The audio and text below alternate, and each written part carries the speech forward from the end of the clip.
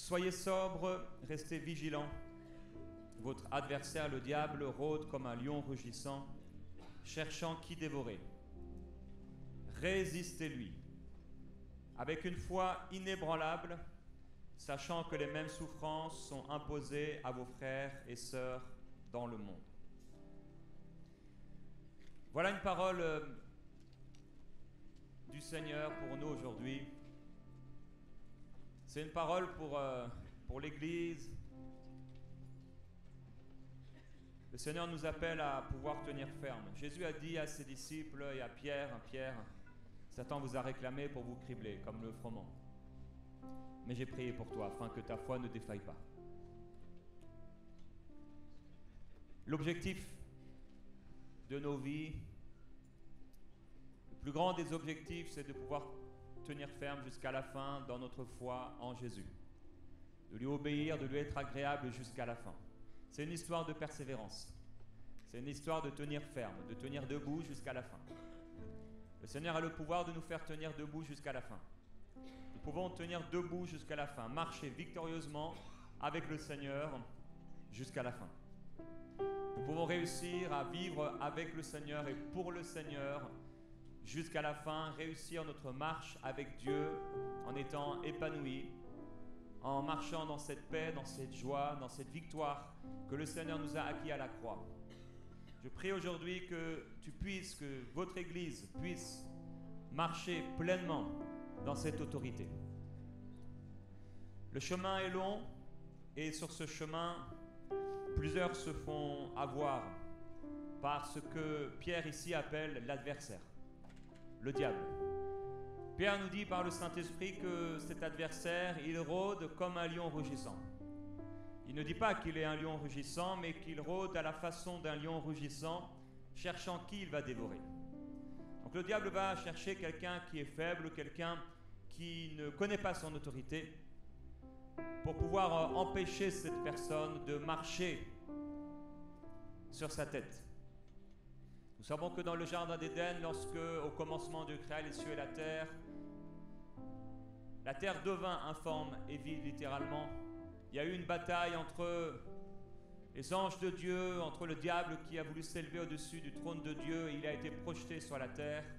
C'est ce que nous dit Ésaïe 14, Ézéchiel 28. La terre est devenue comme tohu-bohu, chaos et destruction.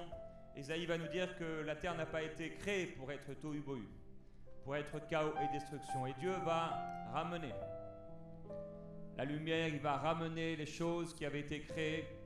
Et après le péché d'Adam et Ève, il va prophétiser, annoncer au serpent que la postérité de la femme lui écrasera la tête et qu'il lui blessera le talon.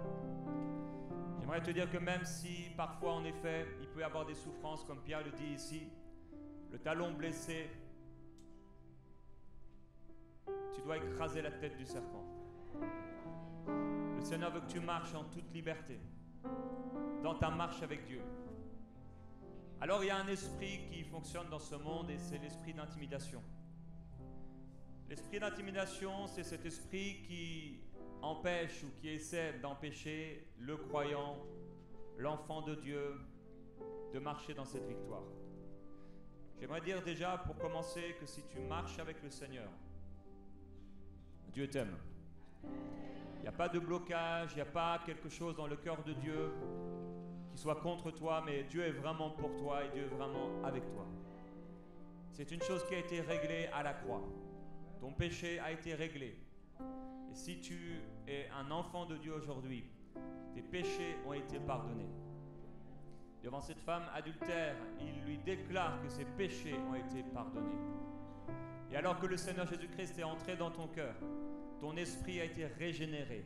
L'esprit de Jésus habite dans ton cœur. Tu fais un avec lui en esprit. Tu es une habitation de Dieu en esprit. Et Dieu t'aime profondément. Il t'aime plus qu'aucun homme, qu'aucune femme ne peut t'aimer, plus que tes parents ne peuvent t'aimer, plus que tu ne peux t'aimer toi-même. Dieu t'aime d'un amour infini. Son amour est comme un puits sans fond, une source sans fond, comme des cascades qui ne cessent jamais, qui ne s'arrêtent jamais. L'amour de Dieu pour toi est parfait, il est entier, il est complet. alors Dieu est vraiment pour toi. Et Dieu est vraiment avec toi. Et Dieu a envoyé, nous savons, Jésus-Christ afin de nous redonner l'autorité. Il dit, voici, je vous ai donné la puissance, l'autorité légale de marcher sur les serpents, les scorpions et sur toute la puissance de l'ennemi. Lorsque Christ s'est manifesté, il a paru afin de détruire les œuvres du diable. Partout où il allait, de ville en ville et de village en village, aucun démon ne pouvait lui résister. Aucune situation ne pouvait lui résister. Et lorsqu'il est mort sur la croix et qu'il est ressuscité d'entre les morts, après s'être présenté au Père et après avoir présenté son sang au Père, il a reçu de la part du Père le nom qui est au-dessus de tout autre nom. Il a reçu les clés de la mort et du séjour des morts. Il a vaincu la mort par sa résurrection. Et il a donné à l'Église, lorsqu'il a soufflé sur les disciples ce jour-là, dans Jean chapitre 20, et qu'il leur a dit « Recevez l'Esprit de Dieu, recevez le Saint-Esprit ». Cet esprit était un esprit de liberté. Ce qui avait été prophétisé par les prophètes depuis si longtemps était en train de se passer. Des hommes et des femmes de toutes les nations, de toutes les races, qui deviendraient un avec le Seigneur. En esprit, Dieu inscrirait dans leur cœur sa parole. L'Esprit de Dieu en eux leur rappellerait les paroles de Jésus, leur montrerait les choses à venir et leur enseignerait toutes choses. C'est le précieux Saint-Esprit que le Seigneur nous a laissé. Nous ne sommes pas orphelins. L'Esprit de Dieu est en nous et l'Esprit de Dieu est avec nous. Et si vous êtes baptisés du Saint-Esprit, l'Esprit de Dieu est sur vous. Alors le Père est avec vous. Jésus est avec vous en donnant sa vie pour vous. Et l'Esprit de Dieu, l'Esprit de Jésus est avec vous et en vous. Alors, devant cette réalité, ayant reçu de la part du Seigneur l'esprit de liberté, c'est pour la liberté que le Christ nous a affranchis. Pierre nous dit ici qu'il nous faut rester sobre et veiller. Parce que même si toutes ces réalités sont là devant nous, il y a ce qu'il appelle un adversaire. Son nom est le diable. Et il rôde. Et il cherche à dévorer. Il cherche à détruire. Il cherche à faire du mal. Il cherche à égorger. Mais la bonne nouvelle, Jean chapitre 10, verset 10, le Seigneur Jésus-Christ est venu. Lui, le bon berger, donnant sa vie pour nous. Et il est venu sauver les brebis, donner la vie à ses brebis. Nous sommes ses brebis. Nous lui appartenons. Nous sommes dans le jardin de Dieu, dans l'enclos de Dieu, protégés par le Seigneur. Et tout comme le peuple d'Israël était dans le désert et qu'il y avait pourtant des serpents, des scorpions et des ennemis, aussi longtemps qu'ils marchaient avec Dieu, dans la foi et les yeux fixés sur le Seigneur, aussi longtemps qu'ils obéissaient aux instructions de Moïse et d'Aaron, aucun serpent ne les mordait, aucun scorpion ne les piquait, aucun ennemi ne pouvait venir contre eux, parce qu'ils avaient reçu l'autorité et la victoire. Le Seigneur les a délivrés de l'Égypte pour entrer dans le pays promis, un pays où coule le lait et le miel. Ce pays où coule le lait et le miel, ce n'est pas la Nouvelle Jérusalem. Ce n'est pas ce qu'on appelle le paradis, le ciel. Le pays où coule le lait et le miel, ils en ont goûté, non pas eux, mais leurs descendants. Ils ont goûté, ils ont mangé, ils ont marché, ils ont vécu dans ce pays promis. Dieu nous a fait une promesse, plus qu'un pays où coule le lait et le miel. La puissance et la présence de Jésus, de son esprit en nous, qui, quel que soit l'endroit où nous nous trouvons dans le monde, quel que soit notre âge, quel que soit le pays où on est né, quel que soit l'argent qu'on a dans les poches, nous avons le plus précieux avec nous, le Saint-Esprit. Il nous dirige, il nous conduit, il nous a donné toute l'autorité du nom de Jésus-Christ. Il marche avec nous. Et Pierre nous dit de résister avec l'aide de l'Esprit, avec une foi qui est ferme, qui est inébranlable aux manœuvres du diable. Sachant que partout dans le monde, nos frères, nos sœurs vivent le même combat.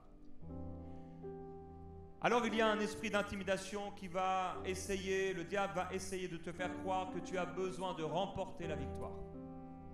Tu n'as pas besoin de remporter la victoire. Tu n'as pas besoin de combattre contre le diable.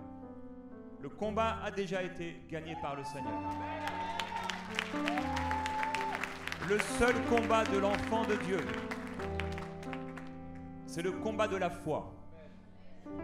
Il ne s'agit pas de combattre bêtement contre le diable. Il ne s'agit pas de s'adresser un peu au hasard à des principautés, des autorités dans les lieux célestes. Il ne s'agit pas de chasser tous les démons qu'on peut imaginer être là quelque part dans l'atmosphère, dans le ciel et dans la région.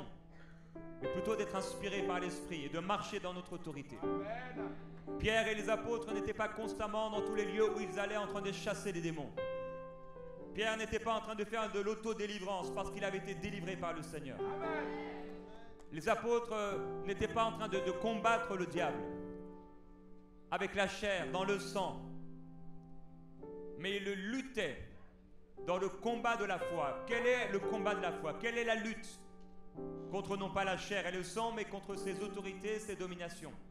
Allons-nous et avons-nous besoin d'aller sur le ring pour combattre contre le diable avec nos grandes boxes? Nous n'en avons pas besoin. La lutte du croyant, le combat de la foi, c'est de repousser la défaite. Parce que nous sommes déjà victorieux. Nous sommes plus que vainqueurs par celui qui nous a aimés. Il ne s'agit pas d'aller sur le ring et d'essayer de combattre le diable. Voyez ce que Saül va dire à David. Il lui dit, tu ne peux pas marcher contre ce Philistin car tu n'es qu'un jeune garçon, mais lui, il est un homme de guerre depuis sa jeunesse. Le diable essaiera de t'amener dans un combat face contre face. Il a dit, amenez-moi un homme. C'est encore avec la même manœuvre que le diable agit. Il essaie de s'opposer à toi dans la chair, dans le sang, avec tes pensées, avec ton intelligence, avec ta capacité de prier.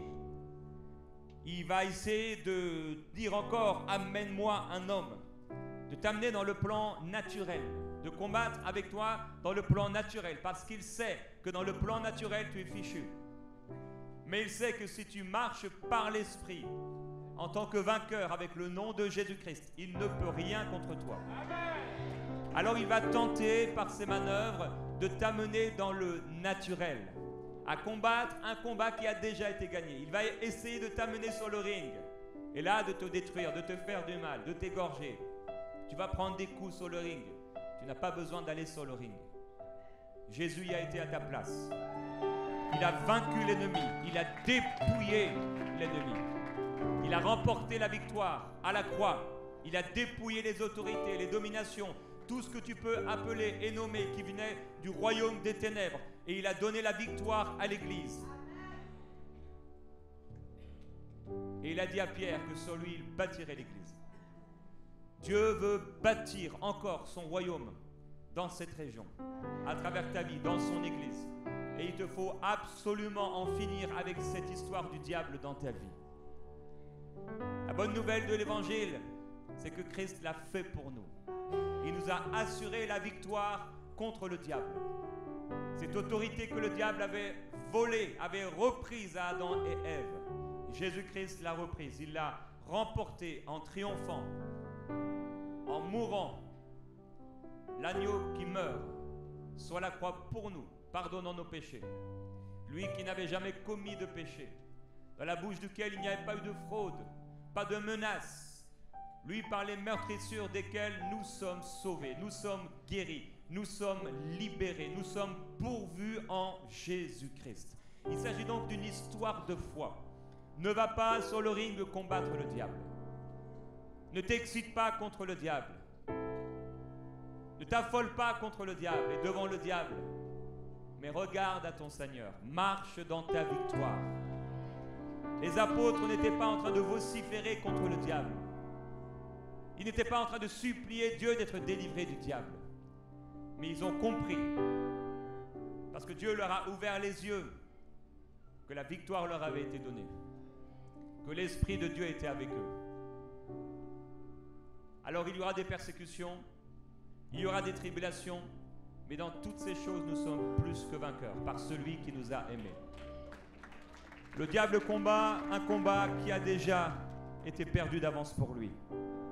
Il s'agit de résister. Saül a dit, tu ne peux pas marcher contre ce Philistin. Le diable te dira que c'est un combat qui est déjà perdu d'avance. Il va essayer de venir, s'il peut essayer de te trouver une porte, et c'est pourquoi il faut marcher dans la sainteté, pour ne pas ouvrir des portes et avoir besoin de lutter encore face à notre conscience. Il va essayer de t'amener dans la défaite. Il va essayer de te faire croire que Dieu a un problème avec toi. Il va augmenter, en faire toute une montagne du péché que tu as commis pour que tu puisses te sentir mal vis-à-vis de Dieu. Que ta conscience soit souillée. Que tu ne puisses plus marcher dans cette victoire de Christ qui a déjà été acquise. Et je veux t'encourager, tu ne pourras pas bâtir avec tes propres forces. Tu ne pourras pas marcher dans ta victoire, dans la victoire de Christ, avec ta propre intelligence. Mais c'est seulement les yeux fixés sur Jésus. Avoir une foi active en ce que Jésus a fait. Je ne combats pas contre le diable. S'il avait autant de pouvoir qu'il le dit, tu serais déjà mort. Mais ta vie prouve que ses pouvoirs sont limités. Tu es gardé entre les mains du Seigneur. Le Seigneur t'a racheté, le Seigneur t'a libéré. Nous devons croire que le Seigneur a apparu afin de détruire les œuvres sataniques. Partout où le Seigneur allait, la puissance de Satan était brisée. Nous devons croire que la mort du Seigneur a détruit Satan. La mort de Jésus était notre mort. On ne peut plus rien faire contre un mort. Nous devons croire que la résurrection du Seigneur Jésus-Christ a fait honte à Satan. Et la résurrection du Seigneur a été notre résurrection. Nous devons croire en l'ascension de Jésus-Christ au-dessus de toute autorité. Et son ascension a été notre ascension. Nous sommes assis dans les lieux célestes avec Jésus-Christ. Et nous devons couper les liens avec notre passé et avec le monde. Nous séparer une bonne fois pour toutes du monde et du diable. Il n'a plus rien à faire avec nous. C'est un ennemi déjà vaincu. Nous marchons avec la puissance du Seigneur Jésus-Christ, au-dessus de toute autorité satanique. Alors s'il essaie de venir et de t'intimider, s'il essaie de rentrer par une porte, s'il essaie de te faire peur, s'il essaie de t'amener à croire que tu vas tomber malade, que tu vas avoir un accident, que tu ne réussiras pas, que tu seras pauvre, je ne sais quel mensonge il peut essayer d'amener dans ta tête et dans ton cœur, ne le crois pas. Repousse simplement cette défaite. Repousse simplement ce mensonge et marche dans ta victoire. Marche dans ta victoire. Plusieurs personnes, plusieurs croyants ont besoin d'être libérés d'esprits mauvais qui se sont attachés à eux, à leur corps ou à leur âme. Une fois que tu es libéré par le Seigneur, c'est pour toujours. Crois que c'est fait. Si le diable vient essayer de t'attaquer, le Seigneur a dit que si nous le résistons, il fuira loin de nous. Si tu résistes au diable, il va fuir. Le Seigneur n'a pas dit si tu résistes au diable, si tu jeûnes pendant longtemps, si tu reçois la prière, si tu fais beaucoup de prières, si tu étudies longtemps, alors à ce moment-là, le diable fuira loin de toi. Mais que si tu résistes, l'étape suivante, c'est qu'il va fuir. Il a dit qu'il va fuir. Alors il te faut croire que lorsque tu résistes au diable, c'en est fini. Si tu as un mauvais rêve, tu proclames le nom de Jésus-Christ. Et tu dois croire que le diable a déjà fui. Quel que soit ce qui peut se passer après, c'est un mensonge. Reste dans la victoire qui a été acquise. Marche avec le Seigneur Jésus-Christ. Reste victorieux, parce que c'est ce que tu es. Tu as été créé pour n'éprouver aucune peur. L'apôtre dit, combattez d'un même cœur pour la foi de l'évangile, sans vous laisser effrayer en rien par les adversaires. Pour eux, c'est une preuve de perdition. David s'est présenté devant Goliath. Et il a dit, toute cette assemblée reconnaîtra que ce n'est ni par l'épée ni par la lance que l'Éternel sauve, car la bataille appartient à l'Éternel, et il vous livre entre nos mains. Aussitôt que le Philistin se redressa pour marcher à la rencontre de David, David se dépêcha de courir sur le champ de bataille à la rencontre du Philistin. Et avec une fronde et une pierre, David fit plus fort que le Philistin. Il le frappa à mort sans avoir d'épée à la main. David courut, s'arrêta près du Philistin, se saisit de son épée qu'il tira du fourreau, le tua et lui coupa la tête avec l'épée. Les Philistins, voyant que leur héros était mort, prirent la fuite. Quand le diable se présente devant toi comme Goliath, parce que Goliath est une représentation du diable, tu es face au diable, face à cette situation, face à cette maladie, face à ce manque, face à cette malédiction, face à ce mensonge. Ce n'est pas avec une arme naturelle. Ce n'est pas par tes prières. Ce n'est pas par ta capacité. Ce n'est pas par ton intelligence. Pierre et Jean ont dit, quand ils ont vu ces hommes vouloir leur adresser des offrandes, ils ont dit, ce n'est pas par notre piété. Ce n'est pas par notre capacité. Ce n'est pas par notre force. Mais c'est par un nom. C'est par le nom de Jésus-Christ que cet homme que vous voyez marche devant vous. Quelle puissance, quelle révélation de réaliser que ce n'était pas avec leur piété, ce n'était pas avec leur force personnelle, mais c'était juste grâce à un nom. Tout dans cette vie, dans la marche avec Dieu, se résume en un nom. Notre victoire se résume en un nom. La guérison se résume en un nom. La réussite se résume en un nom. La paix se résume en un nom. La victoire t'a été donnée par un nom. La joie te vient par un nom. La victoire t'est accordée par un nom. Bâtir se bâtit par ce nom. Réussir ta vie est réussi par ce nom. Tout est par le nom de Jésus-Christ. Tu auras beau prier, prier, prier, prier encore et encore. Tu auras beau essayer de chasser des démons. Tu pourras crier de toutes tes forces. Tu pourras aller demander à n'importe quel homme de Dieu de prier pour toi. Mais j'aimerais aujourd'hui que même s'il n'y a pas d'homme de Dieu pour prier pour toi, même s'il n'y a rien devant toi, et même si tu n'avais pas la capacité d'avoir une Bible avec toi, j'aimerais te dire que tu as reçu le nom au-dessus de tout autre nom. Les apôtres avaient la victoire et ils n'avaient pas le Nouveau Testament. Ils n'avaient pas les évangiles écrits. Ils n'avaient pas le livre de Colossiens. Ils n'avaient pas le livre d'Éphésiens pour connaître les armures du croyant. Mais ils avaient une chose. Partout les apôtres allaient. Ils ne faisaient qu'une chose. Ils ne prêchaient qu'une chose. Ils prêchaient le nom de Jésus-Christ, au-dessus de tout autre nom. Mon frère, ma sœur, si le Seigneur Jésus t'a sauvé, si l'Esprit de Dieu est venu habiter dans ton cœur, tu as tout ce dont tu as besoin, parce que tu as reçu le nom. Même si parfois le diable essaie de te faire trembler, même si tu peux ressentir des choses dans ton cœur, même si la peur essaie de se lever devant toi, même si un mensonge essaie d'entrer dans ta tête, même s'il y a un cauchemar, tu te réveilles avec un cauchemar, même si tu sens que la maladie essaie d'entrer dans ton cœur, dans ton corps, j'aimerais te rappeler que ce nom t'a déjà donné la victoire. Tu as reçu la victoire, mon frère, ma sœur. C'est le plus grand des mystères. C'est la chose que le diable ne veut pas que tu saches. C'est la chose que le diable veut te cacher.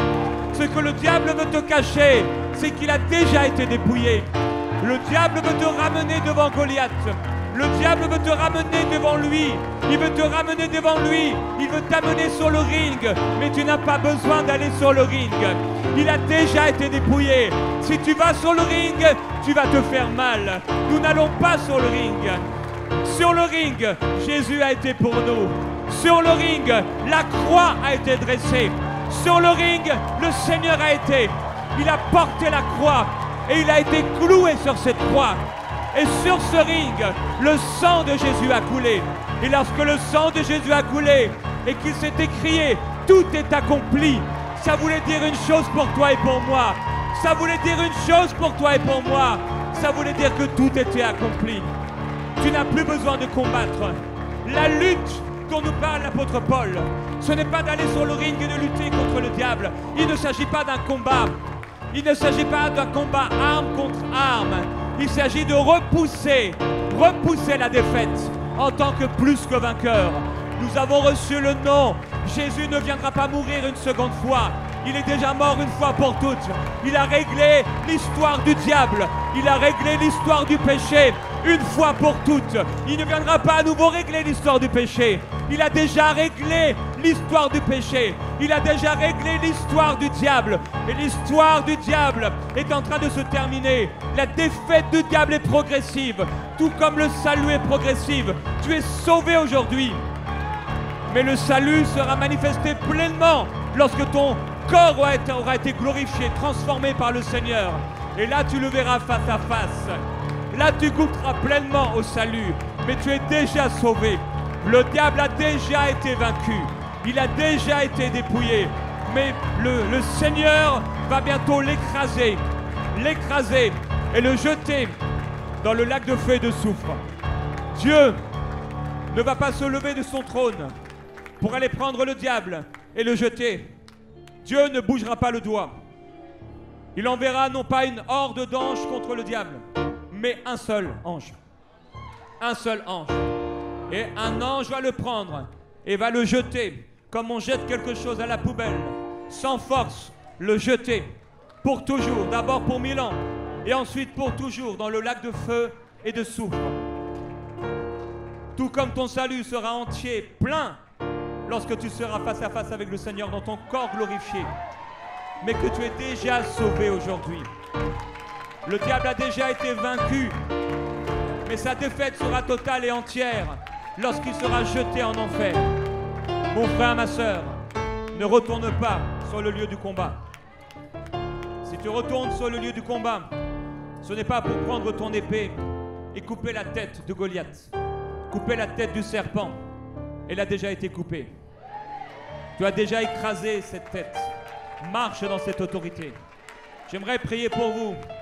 Père, je veux te glorifier et te remercier parce que tu nous as donné le nom qui est au-dessus de tous les noms.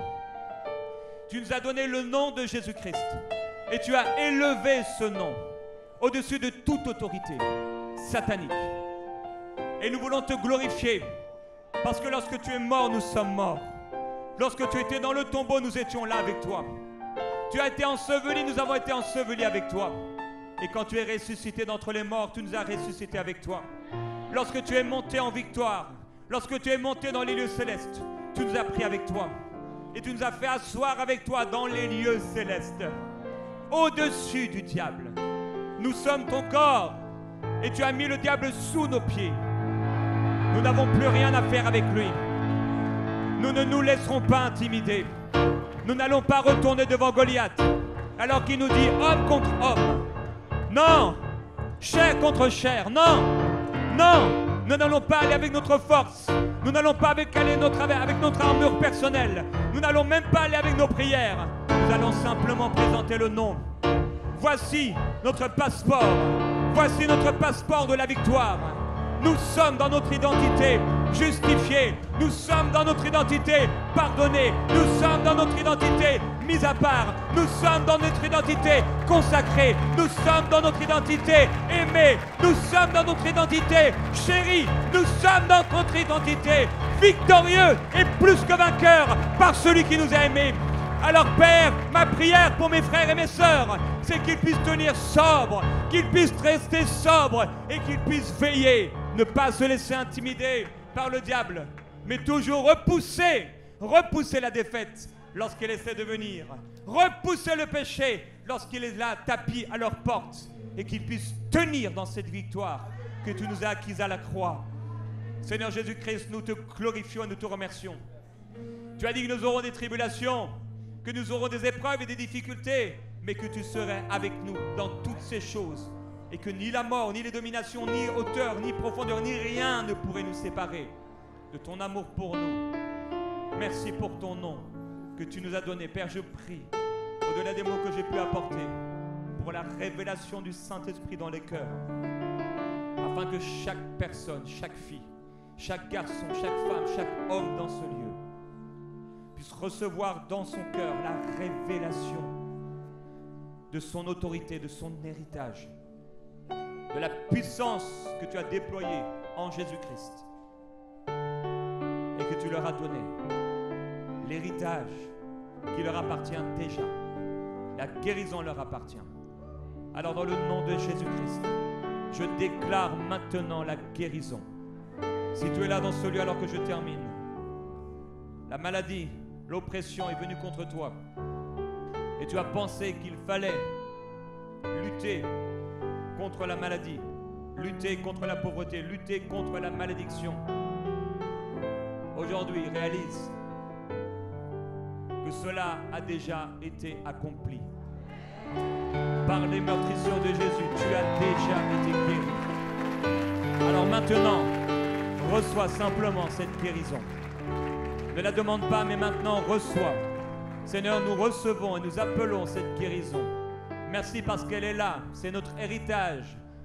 Mais tu as dit que notre langue, Seigneur, vient comme un aimant prendre ce qui est à nous. Alors nous déclarons au nom de Jésus-Christ que par tes meurtrissures, nous avons été guéris. Merci pour cette guérison, Seigneur, qui est là dans nos corps. Merci pour la libération de toute maladie. Merci pour la libération de tout démon. Pour ces démons qui avaient des emprises par le mensonge, les démons qui s'attachaient par l'ignorance, les démons qui s'attachaient par une malédiction. Mais il n'y a plus aucune malédiction. Nous avons été bénis de toute bénédiction. Il n'y a aucune malédiction. Tu nous as bénis de toute bénédiction. Et tu as paru afin de détruire les œuvres du diable. Tu ne paraîtras pas encore. Tu as paru, c'est une chose faite. À la croix, tu m'as délivré. À la croix, tu m'as libéré. À la croix, tu m'as guéri. À la croix, tu m'as donné la vie. Seigneur, merci pour la vie de Christ. Que cette vie de Christ s'installe au plus profond de nos cœurs, au plus profond de cette Église, et qu'il puisse bâtir avec l'aide de Dieu, non pas avec la lance et le javelot, non pas avec l'armure de Saül, non pas avec l'orgueil de Goliath, mais avec le nom de Jésus-Christ. Nous te glorifions, Seigneur. L'église de Namus continuera à bâtir avec le nom de Jésus. Ces croyants continueront à marcher avec le nom de Jésus. Et beaucoup de victoires seront encore remportées avec le nom de Jésus-Christ. Nous te glorifions, Seigneur, parce que devant ces combats, tu nous donneras encore la victoire, parce que tu nous l'as acquise. Nous te glorifions, Seigneur, et nous t'adorons. Alléluia. Que la gloire de Jésus-Christ soit sur vous tous. Que la puissance de Dieu soit votre partage. Demeurez fermes, frères et sœurs. Résistez au diable et il fuira loin de vous. Mais fixez vos yeux, non sur le diable, mais sur le Seigneur Jésus-Christ. Alléluia, il vous libérera encore. Alléluia, celui qui nous aime, qui nous a délivrés par son sang. À lui soit honneur, à lui soit la gloire, pour le siècle des siècles, au nom de Jésus-Christ. Gloire à Dieu.